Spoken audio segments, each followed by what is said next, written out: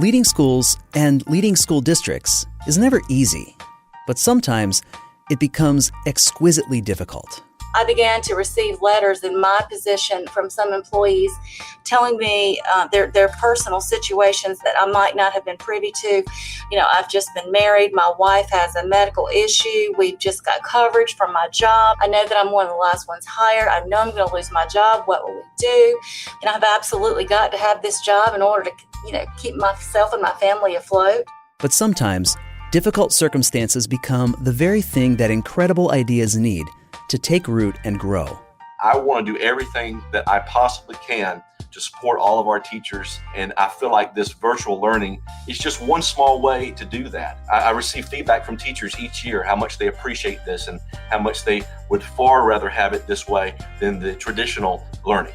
From superintendents to principals, from human resources to instruction to special education, we're talking with people who have stories to tell in education, and we're sharing those conversations here.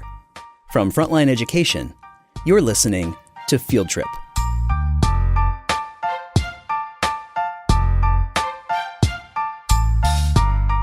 It was autumn of 2008.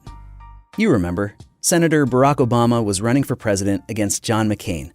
The housing bubble that had fed off of easy credit had peaked a year or two earlier and then burst. Home values sank like rocks, and homeowners found themselves owing more money than their houses were worth.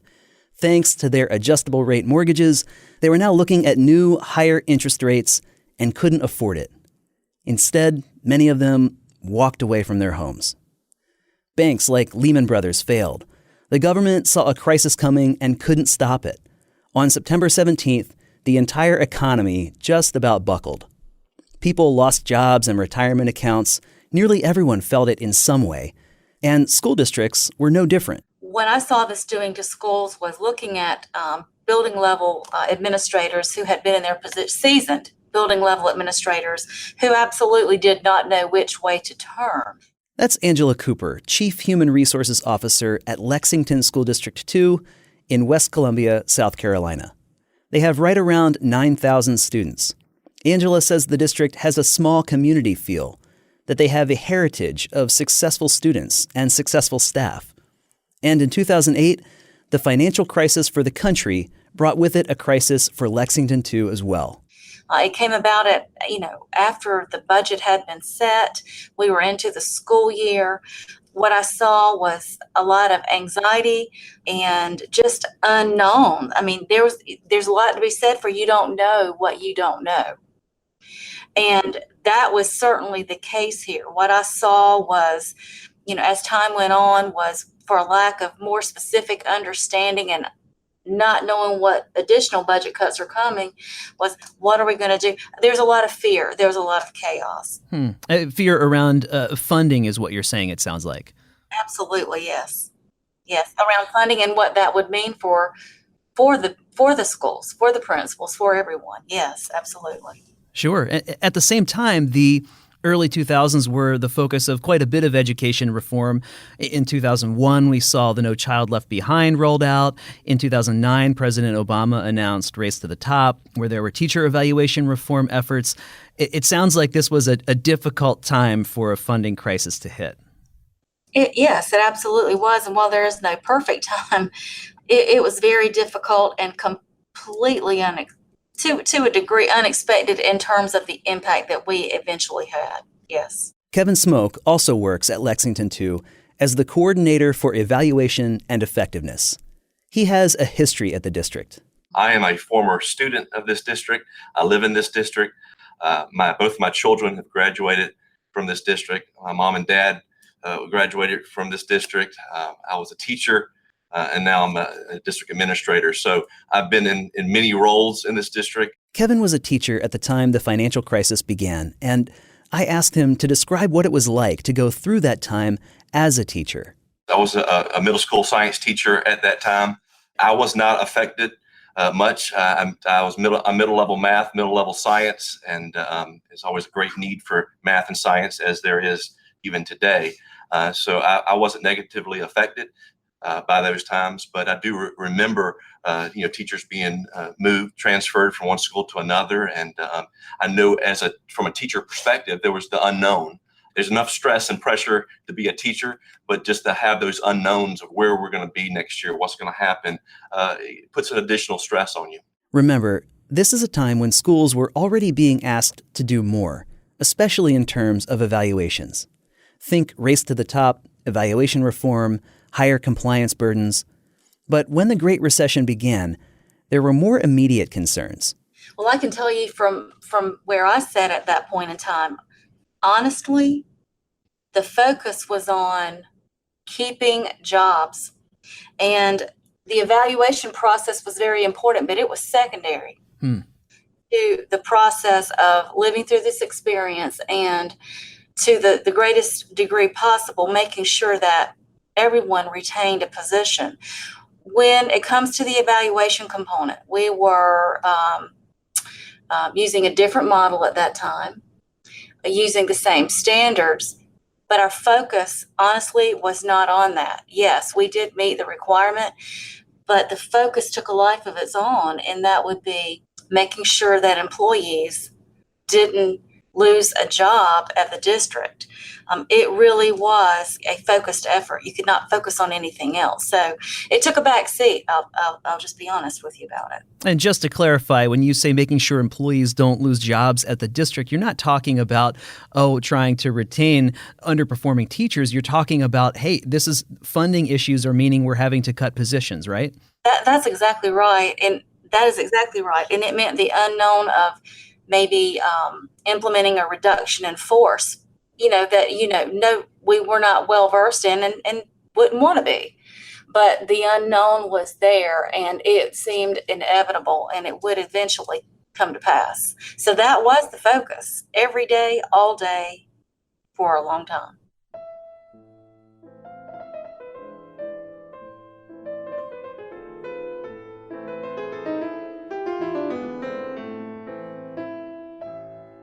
Angela and the other district administrators were looking at some hard decisions.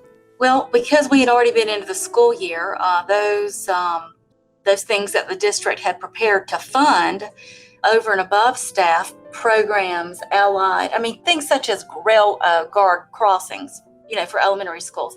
These things that you never thought you would ever have to consider cutting. It was like cutting off your arm.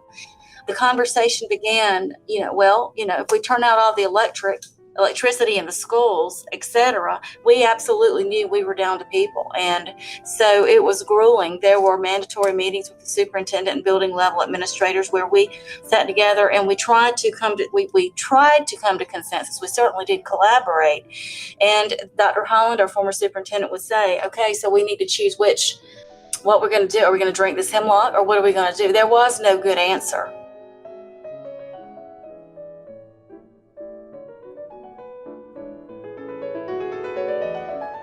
There was a lot of anxiety. There was a lot of fear. I saw a lot of crying. I saw crying from administrative staff. I saw principal meetings turn upside down over concern and fear of losing jobs. I began to receive letters in my position from some employees telling me their personal situations that I might not have been privy to. For example, I've just been married. My wife has a medical issue. We've just got coverage from my job. I'm the last one. I know that I'm one of the last ones hired. I know I'm going to lose my job. What will we do? We relocated here. We put our children in the school district.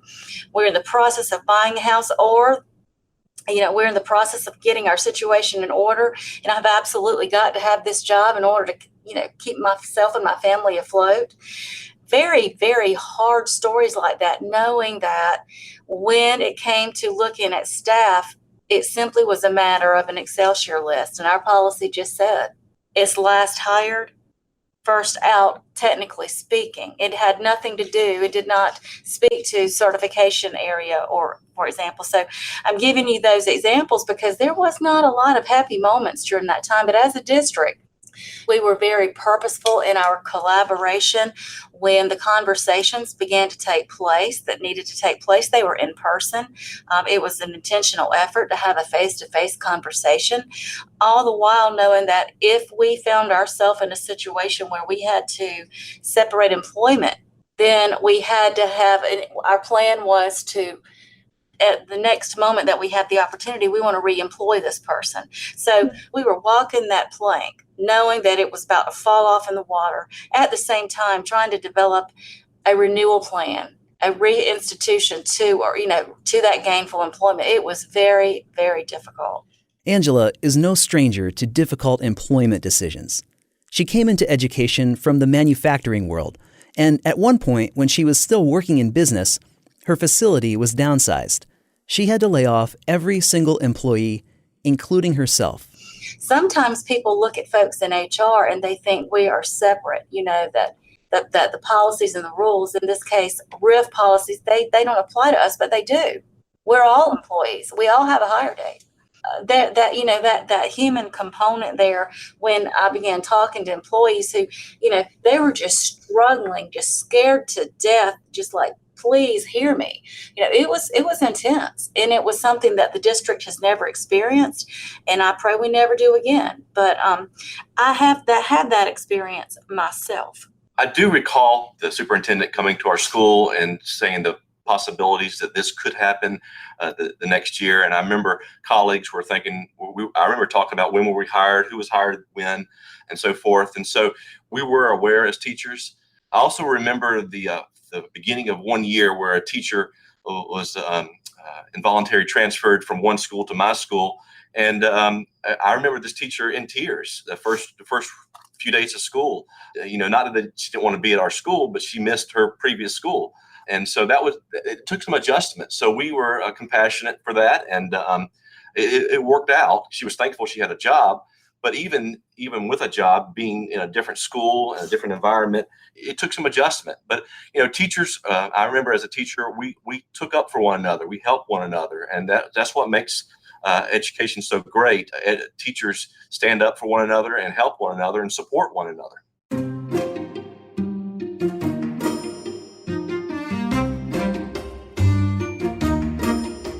That sets the stage for what we're really here today to talk about. And that is how Lexington Two approaches new teacher inductions. Angela and her team in human resources still needed to move forward with the business of serving the staff who were there to educate kids. The district as a whole felt a duty to keep innovating. They still had to come into work each day and ask the question, what can we do to support the teachers we have? And since teacher turnover is expensive, what can we do to keep our great teachers that we need so desperately in the middle of all this uncertainty, all of this chaos? How do we continue to improve? And how do we do that on an incredibly tight budget? One thing that is vital to teacher success and retention at Lexington Two is the way that they onboard new teachers. The induction program is critical. It is our goal to work with new teachers who've graduated from a teacher ed program or who may be going through an alternative certification program to prepare them to move successfully through a formal evaluation that next year.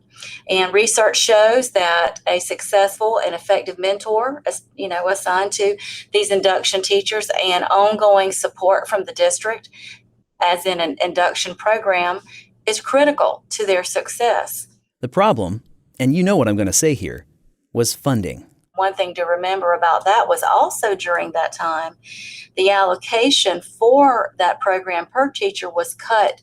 And I can't be specific about how much it was cut, but just substantially as a result of the funding cliff, for example. So that is an area that we knew that we could not negotiate on. However, I can't tell you that, it had all the funding that it required. We knew that we were going to have to look for additional ways. But Angela had an idea. She went to her superintendent and said, I think I have a way to fund our induction program without costing the district one extra cent. So we already had research out there. We knew what we were looking for. So we were well on our way with that. What we had not planned for was, how are we going to offer our induction classes in addition? This particular situation of funding, Cliff, forced us into thinking in other ways, thinking in ways that we just never would have imagined, which led to the research about blended learning, synchronous learning, and now what we have known as virtual learning, which led to a plan that was, we developed a 3-year plan, phase-in plan, and I went to the superintendent and I explained to her that while we are going through these budget cuts, et cetera, and here is the allocation that we are expecting for the induction program, I thought, and I believe then, and I know it was true now, we've been successful, that we can roll out an induction program in the midst of this induction program and a program to grow the employees that we have and not cost the district a dime while we're moving through this significant funding clip. And we were going to write a grant to do that. And I explained to her the benefits of our research in blended learning, moving to a formal virtual learning process. And to which she said, Angela, I don't know exactly what you mean by all this, but I can see that you really believe in that. And I appreciate the fact that you are not asking for additional money. And if you believe you can do that, then I'll support you in doing so. And so they began writing grants focused on professional development. In order to be effective, Angela and Kevin knew that professional learning, including onboarding, has got to be specific to where individual teachers are. It has to take into account whether they're early childhood teachers, elementary, middle school, or secondary teachers, and a plethora of other variables too. We should not provide a general program for everyone because everyone doesn't need the same thing. So we believe in that personal connectedness for the individual teachers. We believe that if your onboarding processes are not efficient, you're going to lose folks. There are too many options out there. We talk about that all the time. We believe that if our induction process isn't flexible and meet the needs of the individual teachers, they will not stay with it, perhaps, or they will not be successful in going through a formal evaluation process. You might have caught this earlier. The idea at Lexington Two was to move to a form of virtual blended learning for their teacher inductions. They wanted to get away from the model where teachers would come to the district and sit in a lecture for 2 hours. And they wanted to do it in a way that preserved the kind of personal connectivity and relationship that facilitates learning. I asked Kevin, if I were a new teacher coming to teach at Lexington Two, what would it be like? Well, our induction program, obviously at the beginning of the year, it does involve a face-to-face orientation, get to know one another and spell out what we're going to do. But then our induction program, the blended learning, I meet with the induction teachers once a month, and we use the WebEx platform, and it's not a webinar where I just speak and they just listen. I use my experiences as a teacher, knowing what is good pedagogy, what is the best practices in teaching students. I use that same technique, same strategies in teaching teachers. So although we're not in the same room together, we are virtually in the same room where we have cameras. I can see everyone. They can speak. They can virtually raise their hands. They can interact. I can separate them into groups, small group learning. And so I'm able to do this by helping them save time. They don't have to drive to the district office. They're able to actually save money as well if you look at the big picture. But I remember as a teacher, the one thing that I wanted more than anything was more time.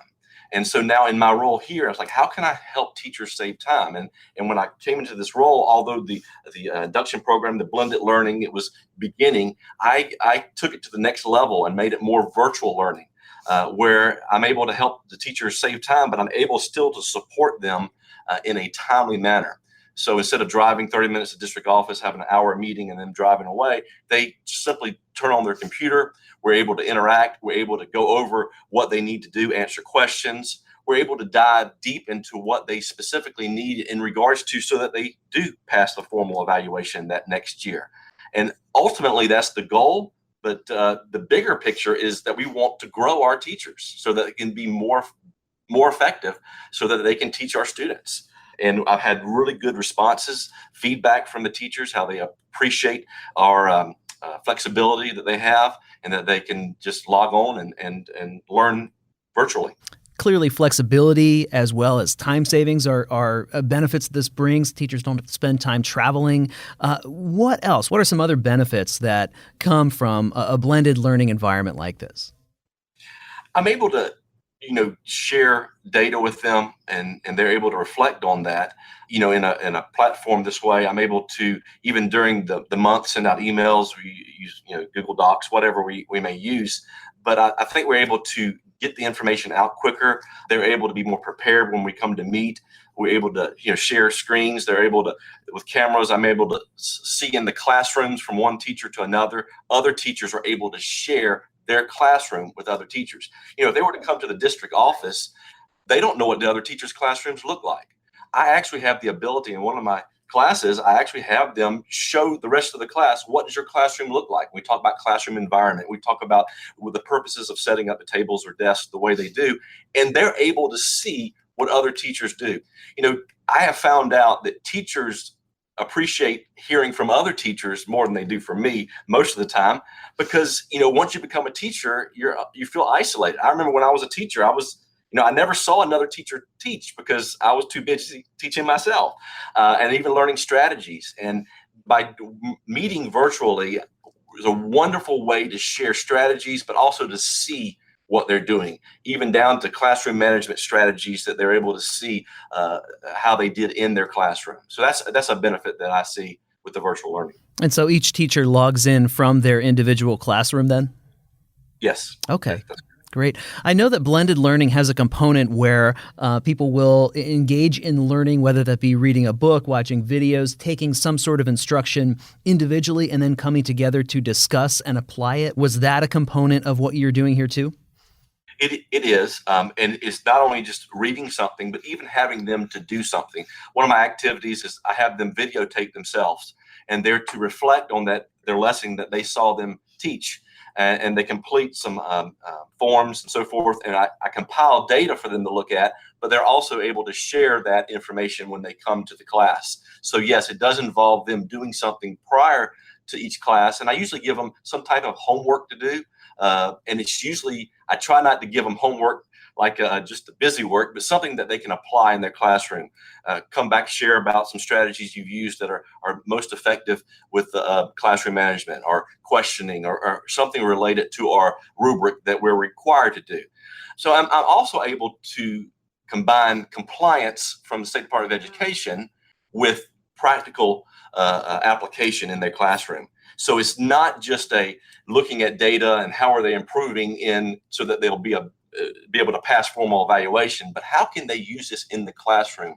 So my homework or activities or readings or assignments will be related to improving instructional strategy, instructional practices. How often do you meet, and for how long after a new teacher comes into the district? We meet once a month, and what I do is I divide our teachers up. So I don't meet with all of our induction teachers in one meeting. I felt that it's more important that I meet with my elementary separate than my secondary, even separate from sometimes special education or even special area like guidance counselors, meet a specialist. So I meet with them once a month, and it's typically between an hour and a half long. I meet with them once a month for the entire first year, but I also meet with their mentors. And I think that's a real critical part of this. We're partnering with their mentors who meet with them in the building on a regular basis. So I meet with the mentors separately to discuss broad issues that apply to maybe all the elementary teachers. And what can I do from the district level to provide support not only to the induction teachers, but support to the mentors who then have that face-to-face mentoring or support for the teachers. Okay. And you're meeting with the mentors virtually as well, or do you bring them into the central office there? I meet with them virtually as well.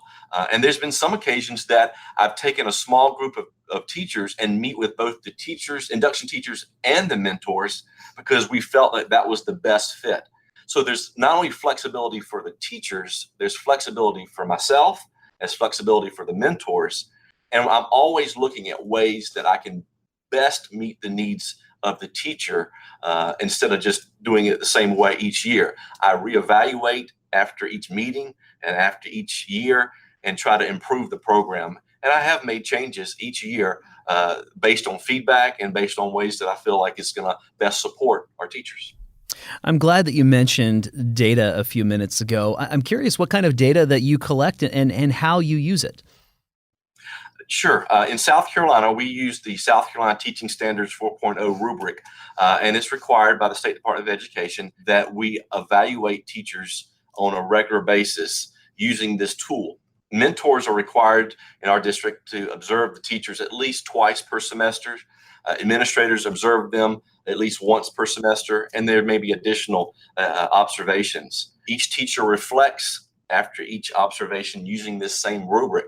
So I'm able to compile a data based on this rubric on which indicators are teachers, thriving at. They may be really good with classroom culture, which I see a lot, or teaching the content area. They're very strong in that.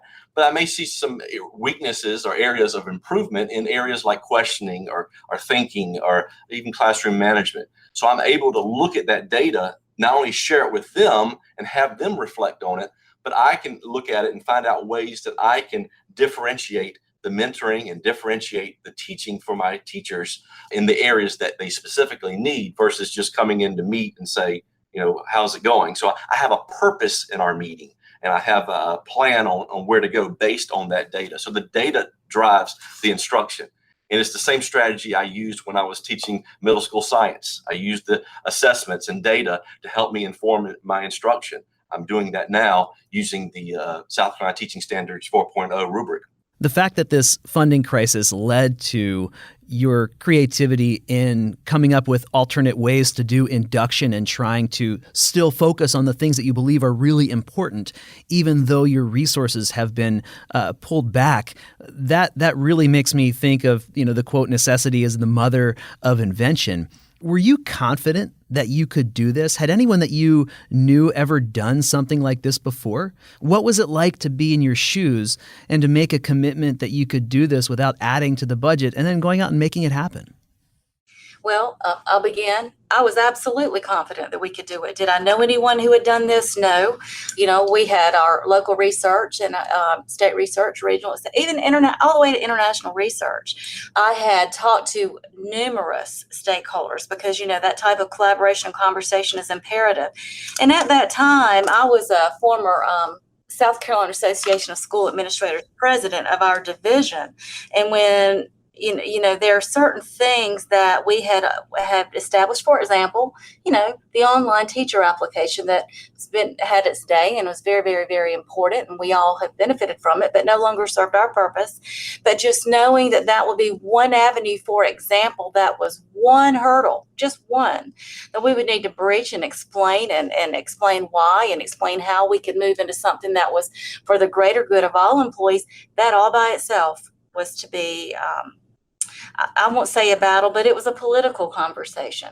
So knowing that for me yes, I was absolutely confident, but I knew that it was going to take a lot of work, a lot of conversation, and I was dedicated to that. We did it. No, I didn't know anyone else who was willing to do that. I did discuss it with a couple of people, but there's something to be said there's comfort in numbers. And it's like, why don't you go ahead and do that at School District A?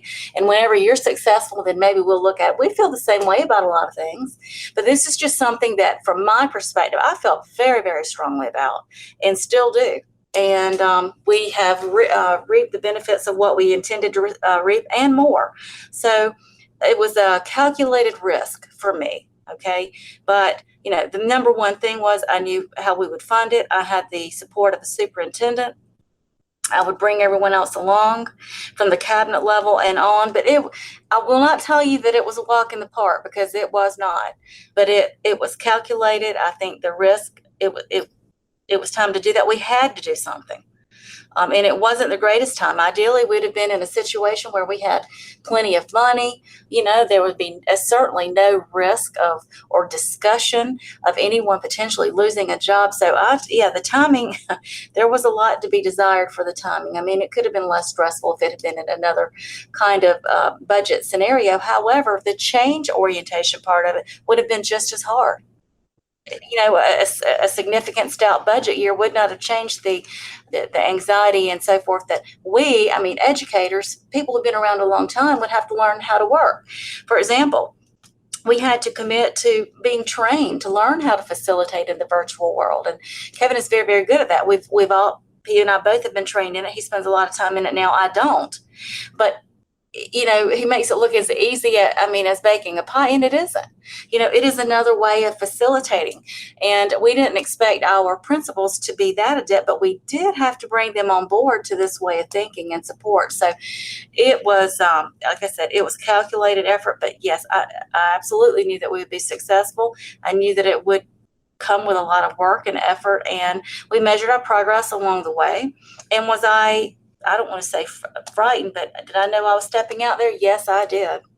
I'd like to add, I had the perspective and the opportunity to be a teacher when the district started the blended learning. And so I was a mentor several years, and I think the first year they implemented that in the district. And so I was on the other end of it where I'm at now. So I saw the perspective as a teacher and how it saved time. But I also had the perspective of whenever I became part of human resources, what can I do to improve it? And I remember what it was like on the other side of the camera, if you will. And so that perspective has been very beneficial for me.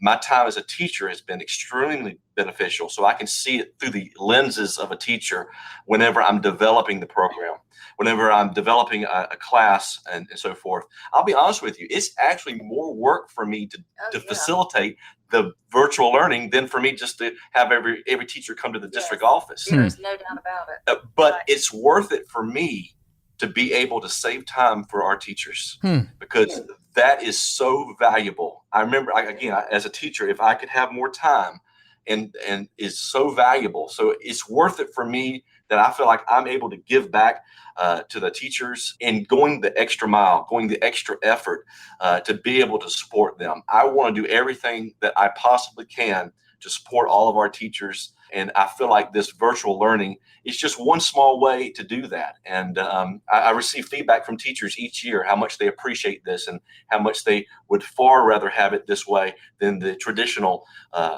learning. That's interesting because we began our conversation today hearing about not just the funding shortfall, but also the fear that was in the district.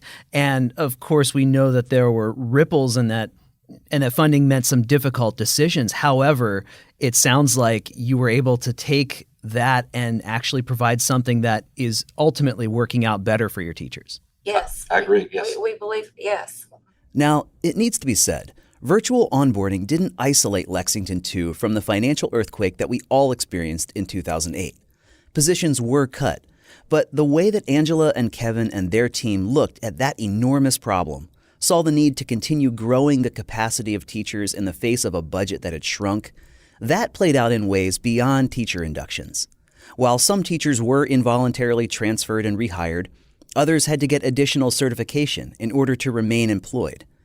But ultimately, as Lexington Two rolled with the punches, continued to innovate, continued to grow, they were able to rehire everyone who had been laid off, who was still available to work. And they went on to hire more.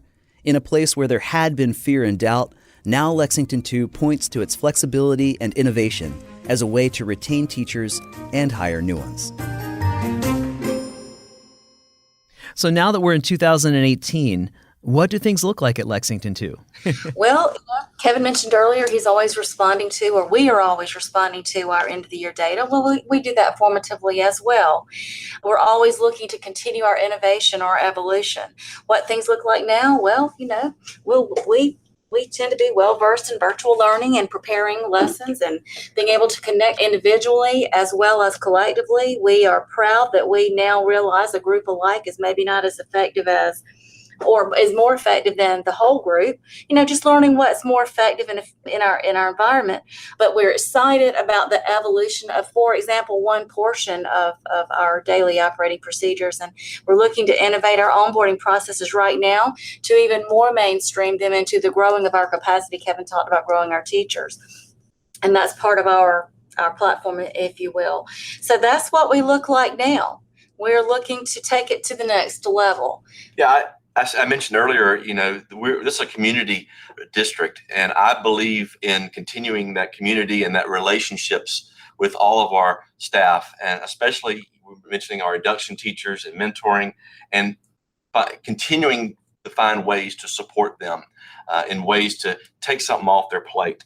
We mentioned about evaluations and different types of compliance coming from South Carolina Department of Education, and I try to be that filter between what's compliant and the teachers receiving that, and how can I put it in a way that's going to be effective, and I always try to find the most efficient and effective ways for our teachers. And I always strive to find new ideas, new ways. I'm not afraid to step out on the ledge and look for new ideas and new ways to ultimately support our teachers and to build on what we have right now. What would you say makes your district most attractive to teachers right now? I recruit regularly, and I talk about flexibility and the support, and I really talk about that flexibility and support, and I hear about the benefits from teachers at the end of the year and so forth when we ask them. So I feel like we do support our teachers. I wish we could support them even more. That's why I'm trying to find more ways, but I think we're doing a really good job of that. One thing that I hear often is, thank you. I think they may be surprised. We're not a very large district, but we're not small either. We're an average sized district for the state of South Carolina. And by maintaining that, we do work very hard to maintain that level of relationship, and it could be so easily lost. So I hear a lot of, I appreciate that email, or I appreciate you taking the time to connect with me separately if I was having difficulty logging into Kevin's class, for example. We reach out there. We do not let people flounder around on their own. We still, and we always will, hold on to those relationships because they're important. That's Absolutely. What we're about. Yeah. Absolutely. Every school wants to continually improve and demonstrate better results and serve kids better. And plenty of schools, of course, are dealing with funding shortfalls. If you woke up tomorrow morning and went to work in one of those other districts, what would your takeaways from your time at Lexington Two be? I'm always one for pushing the envelope. Kevin is too, but he can talk about that. In the world of education, I came from another background. Kevin actually did too. Before he began teaching. And often we hear about innovations and innovators and folks who are stepping out and embracing that. One thing I have found in education is that is not so much the case. We are more often inclined to just maintain the status quo. So what I would be, I would be a proponent of change. I'd be a proponent of embracing what we are able to do and helping to move forward because, the fear of doing anything at all is still a decision. So I'm a change proponent, and not everything is exactly appropriate for every district. But, if you are not innovative, then you are already behind. So I would be, that would be my mindset, and I would work to help establish the plan and how we would get there, because to do anything else, as I said earlier today, I feel like it's negligent. I mean, we are here to advise, counsel, and guide, grow our employees, and make sure that we've got the best persons in the classrooms. And education is big business. We have an obligation to do that regardless. The biggest thing for me is I'm always, and I've said this several times, looking at the perspective of a teacher. The teachers are our backbone of our district. They are the ones on the front line. They don't get the credit they deserve. They deserve more credit than they receive, I should say. And I would always strive to do what's best for them to help our students, because ultimately the students are the whole reason why we all are here. And I'm always trying to find innovative ideas, but I am willing, as Dr. Cooper mentioned, to push the envelope. Find new ways. Again, I did not start off in education. I'm a career changer. I have a business background. I have other backgrounds that I bring with me. And, I don't just always do it the same way it's always been done, because that's the way we've always done it in education. I'm always trying to find ways to improve in every area that we do. I'm always looking to be more effective. Yeah. We have been speaking with Dr. Angela Cooper, the Chief Human Resources Officer, and Kevin Smoak, the Coordinator for Evaluation and Effectiveness at Lexington School District 2 in South Carolina. Angela and Kevin, thank you so much for taking the time to talk with us today. Thank you for having us. Thank you.